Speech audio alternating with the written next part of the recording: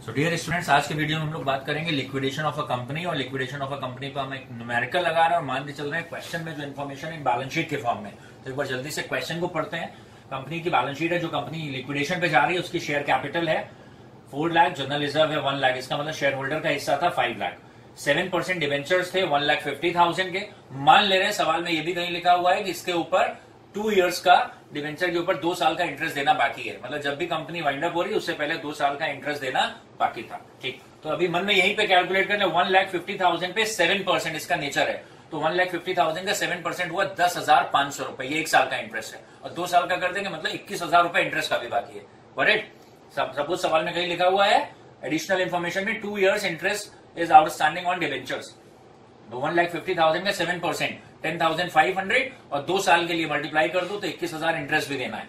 फिर bank loan 90,000 का है, क्रेडिटर्स 10,000 के एसेट में है, लंबे समय वाले एसेट मतलब building plant machinery furniture non current asset 5 lakh के। स्टॉक दे रखा है 150, डेटर्स है 70, बैंक बैलेंस है 30। और क्वेश्चन में यहां पर लिखा हुआ है एडिशनल इंफॉर्मेशन में कि bank loan was secured against stock.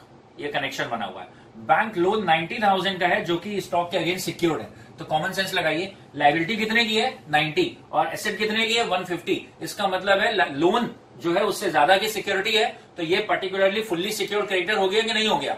Loan कितने का है 90,000 और स्टॉक कितने का प्लेस करा हुआ है 150। इसका मतलब ये फुल्ली सिक्योर्ड क्रेडिटर हो गया। एक बात तो आपके जहन में पक्की हो जाए कि इनका पेमेंट नहीं करना है, उल्टा इनसे हमें पैसा मिल जाएगा। और अगर सवाल में एडिशनल इन्फॉर्मेशन कुछ नहीं है तो 60,000 रुपए में रिकवर हो जाएगा। Isn't it? लोन कितने का है 90 और स्टॉक से कितना मिल रहा है मान रहे हैं 150। इसका मतलब है जब कुछ नहीं लिखा है तो स्टॉक से 150 पूरा मिल गया और लोन सेटल हो गया 90। इसका मतलब बैंक लोन को हमें पेमेंट तो करना नहीं पड़ेगा, नेट सरप्लस हमें मिल जाएगा कितना 60,000। अब आगे चलते हैं। तो liquidators final statement of account बनाएंगे, रिसिट साइड में आएंगे, पेमेंट साइड में आएंगे, रिसिट में आएंगे। सबसे पहले क्या करेंगे, कैश और बैंक को पकड़ लाएंगे 30,000। Surplus from fully secured creditor 60,000। कैसे आया 60, समझ में आ रही है बात। ये बैंक लोन कितने का था 90 और सवाल में लिखा हुआ था it was secured against stock और कुछ नहीं लिखा है। तो इसका मतलब स्टॉक से पूरा मिला 150, बैंक लोन कट गया 90, इन हैंड हमें कितना मिल गया 60,000। इसको बोलते हैं surplus from fully secured creditors. उसके बाद रियलाइज फ्रॉम अदर एसेट्स। तो सवाल में लिखा हुआ है, मान लें सवाल में वो लिखा हुआ है 390, एडिशनल इन्फॉर्मेशन में लिखा है अदर एसेट। एसेट का मतलब नॉन करंट एसेट और जो डेटर्स बचे, कुल मिलाकर लिखा हुआ है कि इनसे हमें 390 ही मिल पाया। तो जो लिखा हुआ है वो आप लिख देंगे। रियलाइज फ्रॉम एसेट, ये सवाल में मान रहे हैं गिवन है अमाउंट 390, ये लिख लिया। Uncalled up amount from partly paid up share, इस सवाल में कोई इसकी बात नहीं क्योंकि शेयर जो है फुल्ली पेड अप है। तो इसका मतलब कुल मिलाकर हमें रियलाइज कहां से हुआ, कैश और bank. Surplus from fully secured creditors, हमारे पास स्टॉक है 1.5 लाख का और बैंक लोन है 90,000 का।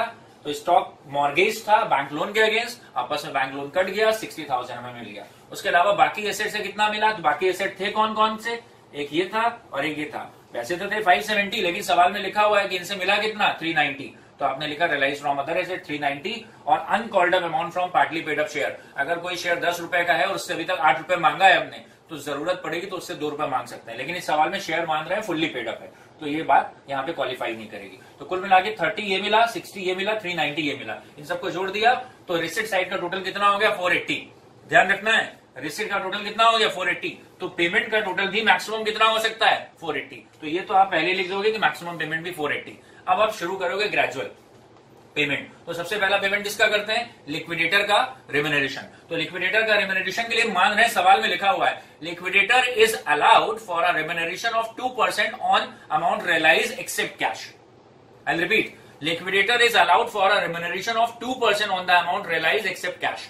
लिक्विडेटर को 2% रेम्यूनरेशन मिलना है जो अमाउंट रियलाइज हुआ है उसमें कैश को इग्नोर करते हुए। मन में यहां तो कैश रहेगा लेकिन लिक्विडेटर का रेम्यूनरेशन देते समय जो कैश है उसके ऊपर रेम्यूनरेशन नहीं देना है। तो टोटल अमाउंट रियलाइज कितना है 480, उसमें मन में कैश के 30,000 को थोड़ी देर हटा दो तो लिक्विडेटर को कितने अमाउंट पे रेम्यूनरेशन मिलना है 450 पे 2%, तो 9,000 हो गया। Got it. 9,000 कैसे आया, लिक्विडेटर को 2% रेम्यूनरेशन मिलना है अमाउंट रियलाइज पे कैश को इग्नोर करते हुए। तो टोटल रियलाइज 480 है, उसमें मन में 30,000 इग्नोर कर दो तो 450 का 2%, तो 9,000 लिक्विडेटर का रेम्यूनरेशन है। और यहाँ पे कैलकुलेशन पैरेलल होगा। तो 480 था और उसमें से 9,000 चला गया, 480 रियलाइज हुआ और 9,000 का पहला पेमेंट हो गया। तो आपके कैलकुलेटर पे फ्लैश हो रहा होगा 471। कितना बचा होगा 471। फिर सवाल में लिखा है cost of winding up and legal cost amounted to ₹10,000, तो ये भी 10,000 का पेमेंट कर दिया और इसको भी लगातार माइनस करते चलेंगे, पैरेलल वर्किंग होगी कैलकुलेशन पे।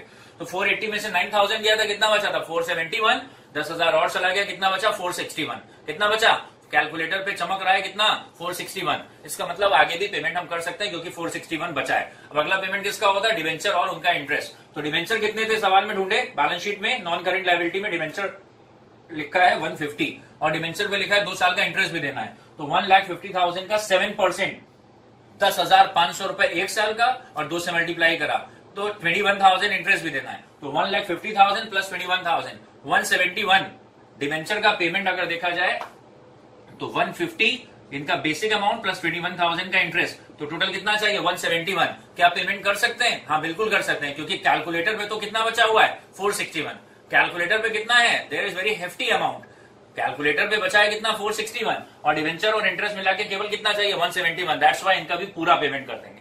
तो 461 में से 171 ये भी माइनस कर दिया। अब आपके कैलकुलेटर पे अगर देखा जाए 461 में से 171 माइनस कर दे 290 बचा है, 2,90,000 यहां तक पेमेंट हो गया और कितना बचा है 2,90,000। तो डिवेंचर के बाद किसका पेमेंट करते हैं अनसिक्योर्ड क्रेडिटर्स का। तो अनसिक्योर्ड क्रेडिटर्स में मतलब वही जो क्रेडिटर्स लिखे हैं क्रेडिटर्स और बिल्स पेबल 10,000, तो 10,000 इनका भी पूरा पेमेंट कर सकते हैं क्योंकि हमारे पास कितना बचा था 290, 10,000 इनको भी दे दिया। अब कैलकुलेटर पे कितना बचा है 280।